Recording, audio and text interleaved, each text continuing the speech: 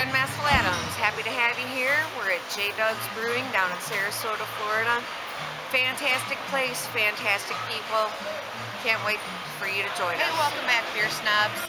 I'm here at JDubs Brewing down in Sarasota with my new friend Jeremy Jorger here. So, Jeremy, first I want to thank you for having us here. Really appreciate it. I'd like for you to start off telling us a little bit about yourself, how you got into craft beer, how you why you decided to start brewing yourself. Okay, awesome.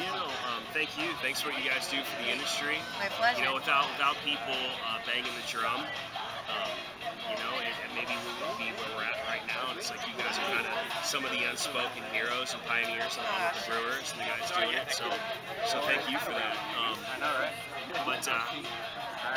I think my story is probably very similar to a lot of people's story. Whereas, I had this great job that paid very well, and I wore a suit to work for my computer.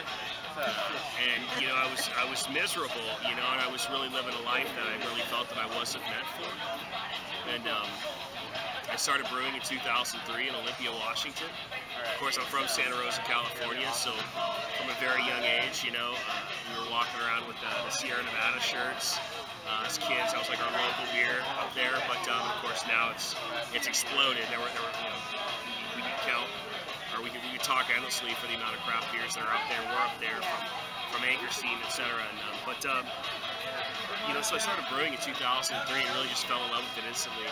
It sort of represented everything that I sort of disdained in my life in the government, and that was not that it's bad, and I think that's where your soul is at, and that's where your heart is at, and that's great. And I fault nobody, and a lot of my still friends who are doing that, but for me, it was just never who I was. But it was something that, just like anybody, I kind of fell into it, like you do with a lot of careers. And so for me, it was I started brewing, and I got introduced into the craft scene. I was buying homebrew equipment out of the back of some guy's house in Olympia, and the brewers were tattooed and had crazy hairdos and all that fun stuff. And here I was, miserable. Going to work and just envious as hell of what they were doing, and in love with the fact that there's nothing insincere about the final product, about beer. It's right there for the world to see, and what you create is kind of who you are as a brewer, as a person, as a brewery, and it's just very soulful, and I've always been very much an individual, and so for me it was just being infatuated with this industry, And here at JDubs, I'm not a brewer. I'm a glorified beer enthusiast and a desk jockey, but I'm okay with that. I've got a brewer who understands that and is okay with that. And we have a collaborative approach to brewing. So, but really, it's about living the life you want to live. And for me, in this craft brewing, I've been in love with this industry ever since I started in '03. I was trying to get in various attempts before I actually came down here to open this with my wife. So it's the cliche of wanting to do what you love, but being too afraid to, because you got this nice job that pays the bills, with a nice retirement to look forward to. So it's about creativity. It's about self-expression. It's about doing what you love. That's why I'm doing this. Oh, I noticed on your website, I was reading up about your beers, and you stated that you don't use extracts. Yeah. And for those who don't know, if you could explain a little bit what extracts are and why you don't want to use them, and is that compromising any future plans for any of the flavors of beer you have? Okay, so what is an extract? It's basically, it's a flavoring. So it's a creative flavoring that you add into a beer to give the characteristics of a certain ingredient. So there's chocolate extracts, there's vanilla extracts, of course like there is in baking, but there's all sorts of extracts, and it's a very efficient way to impart flavors into beers. There's absolutely nothing wrong with that. There's a lot of great beers, great breweries who use extracts. It's pretty common. It's very common, and so I don't want to discredit that. But just for us, for our own specific model and philosophy and core values. If we're going to say there's yams in a beer, or habaneros in a beer, or honey in a beer, all those things are going to be in that beer. You know, we just brewed a beer called Son of Yam, and Tommy, our head brewer, actually baked the yams the night before, and we mashed in with yams. So, you know, and it's making it work. You know, it's taking those ingredients and finding how to add them at the proper time in the brewing process to create a fantastic beer. So, yeah, nothing wrong with it, but just for us, you know, there's just so much soul and creativity and self-expression, and a little bit of us, you know, just wanting to show what we can do. And for all those reasons above, we choose not to. And I don't say that we never will. I just hope that we don't. Right. That's so. Well, I'm glad you say it's not bad. My great grandfather was. Nothing wrong. Yeah, he was a brewer back in the Prohibition era. That's what he did. That's just us, and that's what we. Right. You know. So nothing against any brewery. No. There's great beer named. Absolutely. Yeah, Grandpa. From what I hear, Grandpa's wasn't that bad, but that's okay. So you mentioned your core values and the spirit of JDub. And it was, you specifically have quality, innovation, and culture. I know this just doesn't refer to your beer, so if you could share a little bit about the innovation and the culture, because quality we all know. What kind of innovation are you doing besides the beer? Well, the quality, I mean, quality is a very simple thing, you know, just to say on the surface and comprehend. But for us, it's the quality of the ingredients. It's the quality of the final product. I mean, this is an unfiltered beer. This is an unfiltered beer. I mean, this is you know, this is what we're willing to put our names behind. To come up with our poolside Kolsch to be this clear, and we aim to every time we brew it. But to do that, I mean, that's the quality, and the ingredients that are in there are high quality, expensive ingredients. So, and again, it's the flavor profiles. Right. You know, if it's a JDubs beer, it's something we're proud to put our name behind. And you know, I always say that if we screw something up, I'm going to dump it down those expensive floor drains before I load it up with a bunch of crap and give it a funny name. You know, some gimmicky name to try to trick the consumer.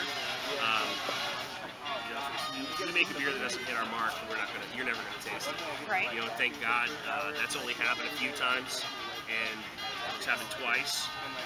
And the first time was a beer, ironically, I wasn't happy with initially, but we gave it a few more weeks, so we didn't put it out through distribution after we got federal and state label approval, and we didn't feel like we hit the mark, so I didn't put it out through distribution. And that was a big batch. And ironically, a couple weeks later, it turned into this great beer.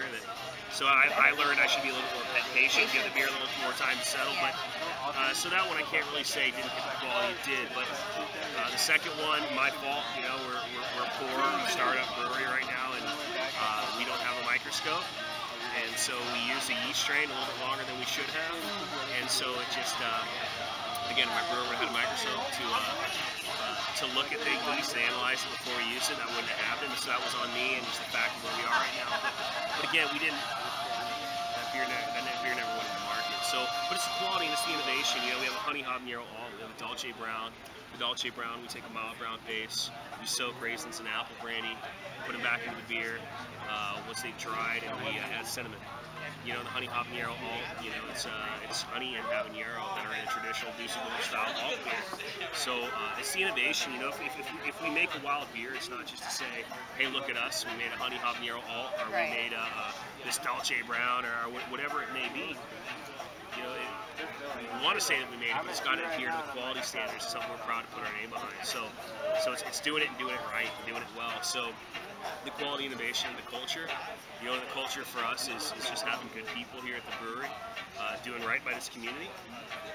So, you know, we have something called the JDub Street Team. I don't know if you're going to ask me about that. But quality, innovation, and culture. It's not a gimmicky little marketing scheme for us.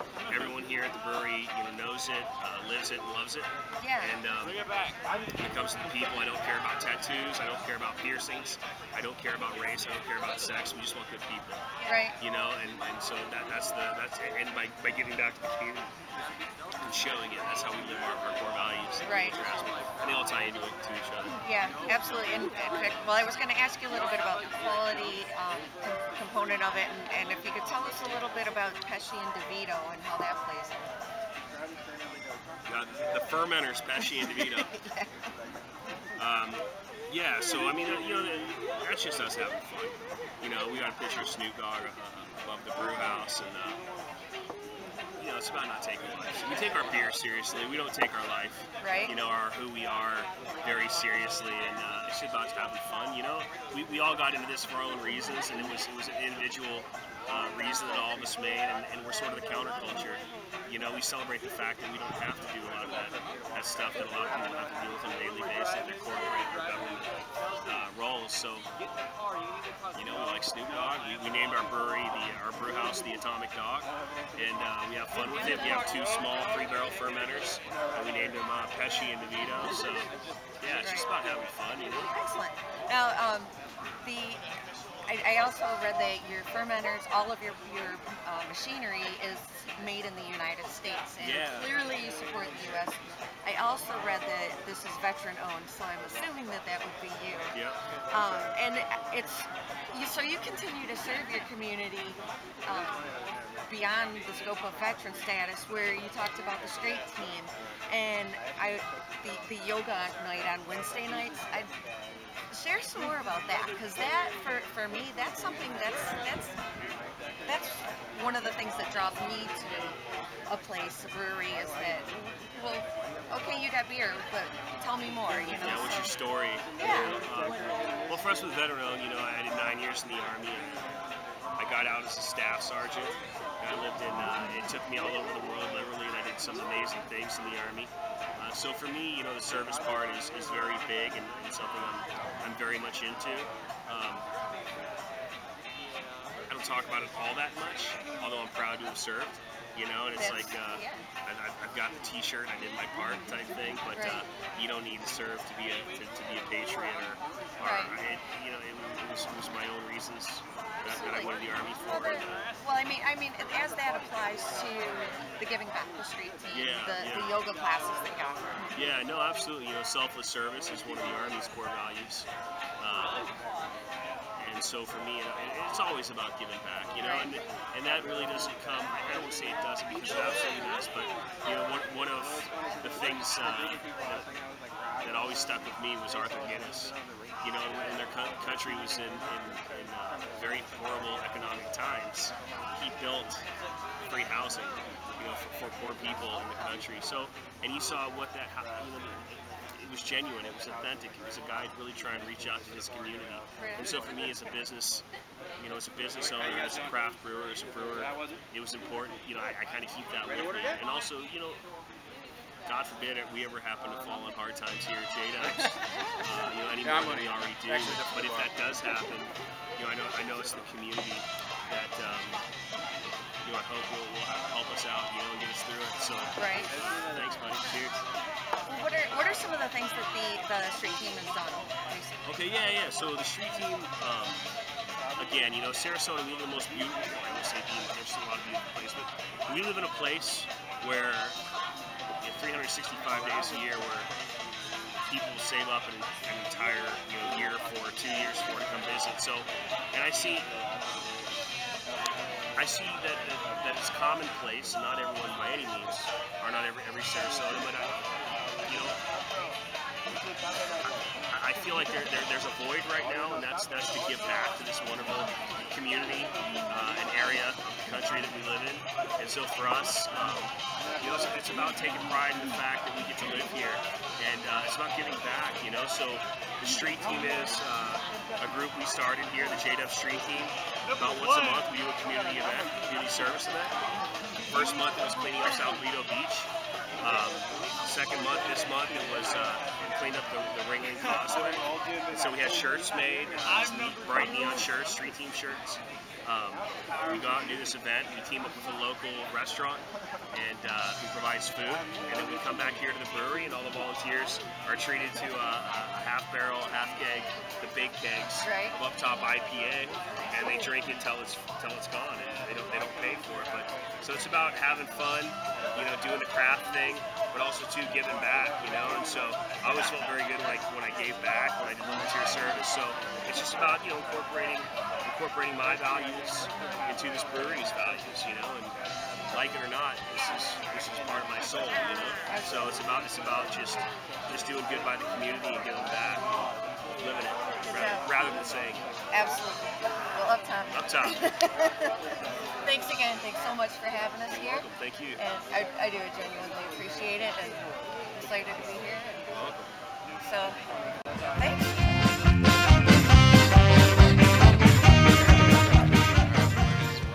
Your favorite beer? Oh, my favorite beer, the backstory on it? Yes. Or the beer itself? The favorite beer Is the bitchy redhead. and the backstory? The backstory on that one is there's this girl that was fighting me one night, and I came in here and I was like, you wouldn't even understand. This crazy bitchy redhead won't leave me alone. They're like, dude, that's our next beer. So, I mean, it's kind of my story, really. Excellent. For me, it has to be the milk stout, mainly because, like, right now I live in Bradenton, and there's just so much farmland there, so basically every day I see cows, and I love it, and I just love milk stouts, so there you go. I was riding this unicorn, and I was like, unicorn, where are we going? And he's like, up top this mountain. And he took me to JDubs, and they said, we serve up top beer. And I was like, unicorn, this is what you meant the whole time? And it was beautiful. That was so good. Right? Now you gotta top that. Well, I'll give a shout out to our friends Haledale, because they had a beer here called the Haledale Pale Ale, and it was delicious, named after their band. It was awesome. I hope that our band can have a beer named after it one day. One day. It's a dream of ours. Buffalo Wizards. We'll see. So, first of all, introduce yourself. My name is Matthew Decker. I'm a Sarasota local. Excellent. My name is Kyle Griffiths. I am a Sarasota. My name is Michael Decker. I'm a Sarasota local for Joe. No relation. I love Texas. No relation. Awesome. So what got you guys started in craft beer? Well, I started playing in a band a couple of years ago in Sarasota, and we would play craft beer bars. And so from then on, that's kind of just what I had started drinking, because I would just have it so often and try all the different things on the line. Down at Growler's Pub off of Tamiami Trail. And that bar was really what got me started. And just I'm an artist as well, so all the different labels, you know, even from a younger age I would see them and be pretty inspired by the designs and everything. So I think even before I started drinking I was interested in it. So. Yeah, I mean, I'm about the same. I mean, I was in a band with this kid, so I mean, Growler's Pub was another thing that really got me into it. You know, friends and family, and just, you know, tired of drinking the cheap stuff, and I got introduced into craft beer, and I got more and more interested in getting more of a beer snob, really. So basically, being an artist and a bandmate of this guy really got me into going to bars and playing music and just getting into some awesome beer. And I got introduced to craft beer mainly what he said, where I'm an artist and I actually was attracted to the tap handle designs. And I was tired of drinking something that didn't taste like anything. And then you just find cool people at bars like this, you know, that you don't find at a normal bar that only serves Miller Lite, which is crappy. And you can censor that part out. I think it brings together a certain sort of people as well that are into like more homemade things or more like independent-minded people. Very cool. So, hi. And you are? I'm Chelsea. Chelsea, hi. Tell me about your favorite beer here, Chelsea. Here, I think just like the classic JDubs up top, really. Okay. Now, I'm going to ask you something really weird. Since you're hanging around with a bunch of artists, if you were to have a backstory about the Up Top IPA, Okay. what would it be? Oh, that's a fun one. Okay. Did you guys already answer this question? No. Let's all do it collectively. Okay. I want to thank Jeremy and all the great people I met at JDubs for the wonderful experience. This is certainly a place for great times with great friends. I'd like to thank all of you beer snobs and future beer snobs for tuning in. I just want to also remind you that you can find us on Facebook and Twitter, and that we've started a Kickstarter account to get some better equipment and take care of all that legal mumbo jumbo. We'll see you next time on Beer Snobs.